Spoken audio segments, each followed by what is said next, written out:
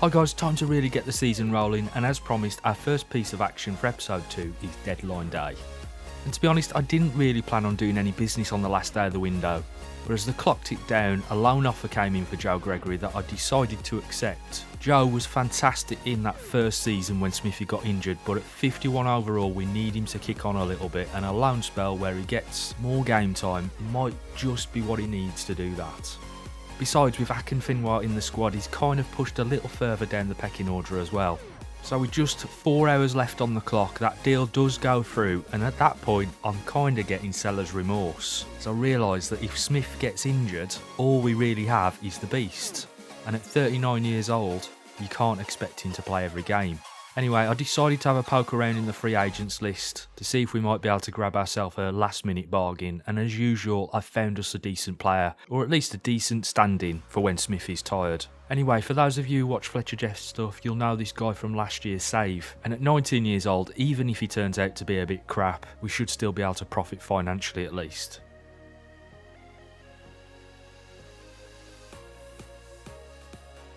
The thing about getting players at that very last moment is that you don't have the chance to scout them either though, so I was kind of going in a bit blind on this one. But it turns out he's actually pretty decent. 65 overall, he should be a good foil for Smith off the bench, and he's pretty quick too. Anyway, let's get into the action, starting with a visit by Oxford United to the Lenshammon Stadium as we get September underway. It's not a good start to the month though, as Ferroni gets the wrong side of his man trying to track the runner, but in fairness, that is a great strike from just inside the box to beat Anthony Page and put Oxford into the lead.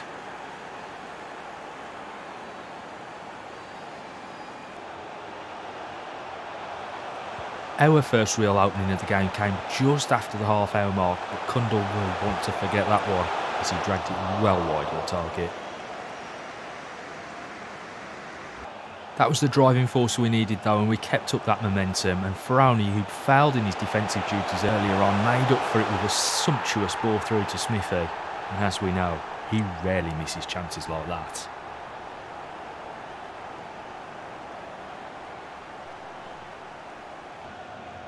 The second half was the usual back and forth affair, with each team probing to find the other's weaknesses, but as we got deeper into the game it became clear that Oxford had a fitness advantage and they began to build more of a case for the win.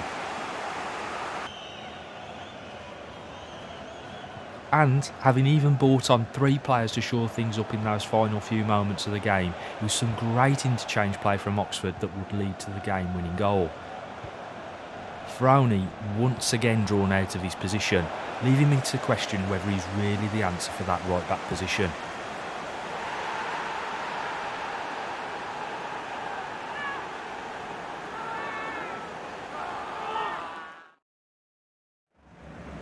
Time then to put that one behind us and move on to Doncaster, and a chance to give the new boy, Jack Larner, a start.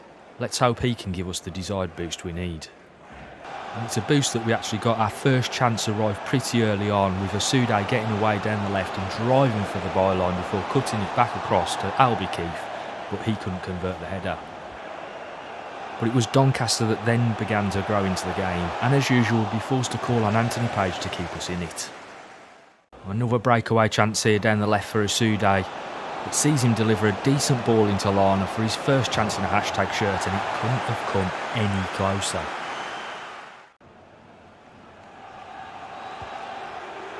But it was Sam Biles that continued to push the issue, working hard in the midfield to try and recover the ball or force an error. And having stolen possession, it was then some great play from Harrison and O'Rourke filling in at centre-back that got our next move underway. Probert's pass unlocked Lana, who looked a dead cert to win the foot race with the defender, which he did, but the keeper does really well to close him down, so he gets his head up and instead of going for glory, feeds it off to Hilton so he can bag himself a goal. 1-0 to the Tags, and we are in the driving seat.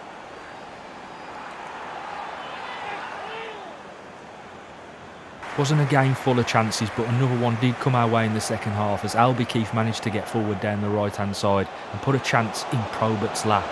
He fired it against the keeper and we had to settle for just the one goal, but it was another 3 points on the tally.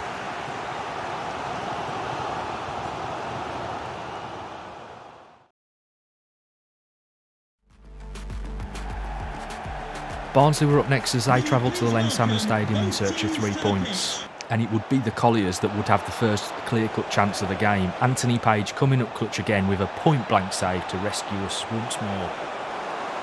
He really is one of our most valuable players at this stage. Cundle's quick free kick into Shinnie drew a foul, but play went on as Smithy had the advantage, but he was also hacked down for good measure, right on the edge of the box. Could it be his first from a free kick?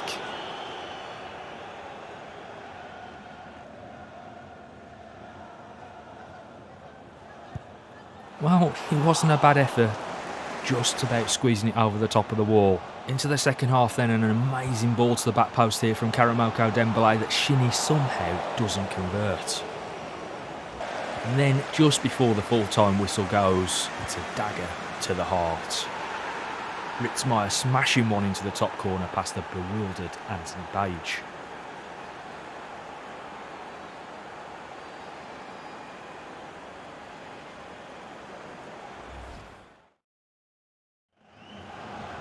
Time for some more Carabao Cup action in the next game, which means we could field some of the youngsters again and hopefully get back to winning ways. We dominated the first half as well, with a good effort here from Hilton, saved at the first attempt but snaffled up by Biles on the rebound.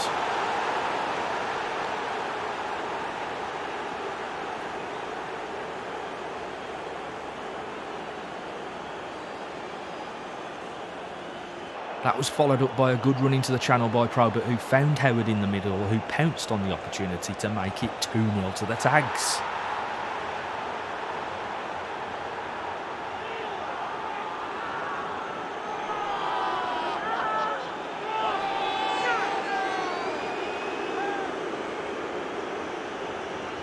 We're looking great going into that half-time break, but came out looking like a shadow of our former selves, and a poor clearance from Hargis gave Brentford the impetus to pounce, albeit with the Welshman coming to our aid in the end to turn it around the post. Brentford continued to probe though, and seemed like they had an extra man in this move that was capped off at the far post by De Silva.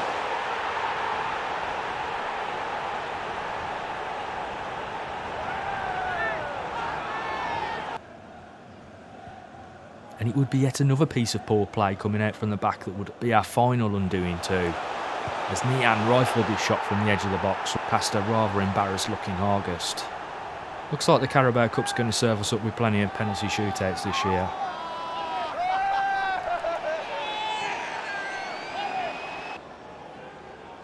And Nian, having gotten them to penalties, misses Brentford's first from the spot, but Waller Lassen makes a meal of things too, having his poor effort saved by Balkan.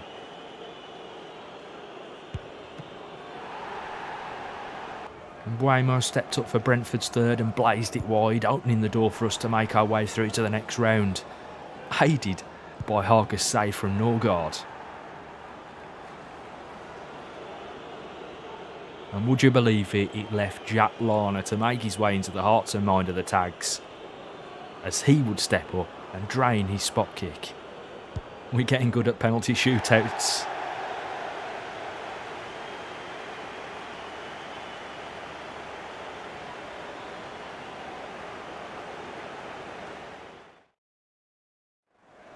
And so we head to the final game of the episode already. That's absolutely flashed by, and it's Peterborough visiting the Len Salmon Stadium this time. And it was them that got things going too, but it was a tame effort from the edge of the box, and in the end it didn't trouble Page at all. They followed that up with a free kick from 24 yards that they shuffle across, and Page is forced to make a save from what was a pretty decent effort. So we go into the second half and we've really struggled to impose ourselves on this game. Cundle losing possession just into the Peterborough half, and that allows them to spring the trap. A couple of very fortunate deflections later, and Asa rains off the chance and puts Peterborough 1-0 up. Which in fairness, we haven't deserved anything from this game up until this point. But for some reason that did spark some life into our game, and on our first attack from their goal, Shinnie's brought down in the box and the referee has absolutely no choice but to point to the spot.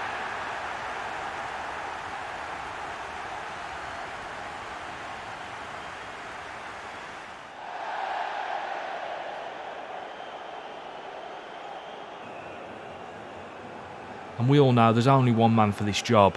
Smithy steps up and strokes it into the bottom corner to level things up.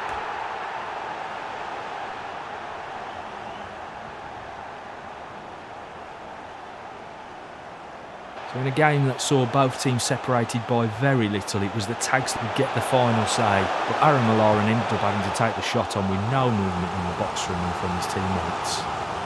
Has to be said though, it's another point ground out against a very stubborn team, and that is all you can really ask for at times.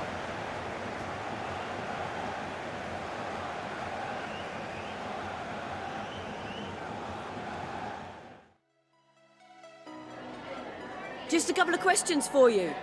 There we go then guys, another month chalked off, and although nothing worth writing home about, we are holding our own in League One, something I thought we might struggle with considering the level of players we have at our disposal, and the difficulty that I'm playing at. Don't forget I am using Paul V2K4's gameplay mod, which does make life a little bit more difficult. I did play on vanilla the other day for another video I'm working on, and I can tell you there is a world of difference between the gameplay mod and vanilla. Anyway guys, thanks for watching. I hope you enjoyed this episode, and if you did, don't forget to smash that like button, subscribe if you're new, but most importantly of all, don't forget to hashtag it. Thank you, that's all the questions we have for you.